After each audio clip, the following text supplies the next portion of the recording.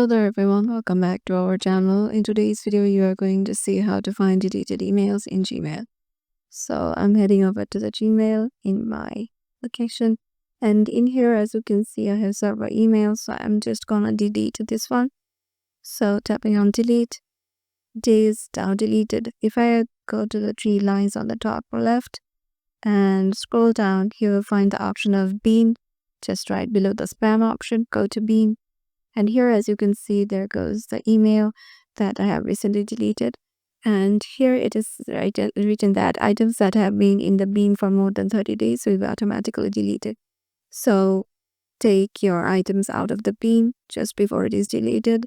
Tap on the three dots and just go to move to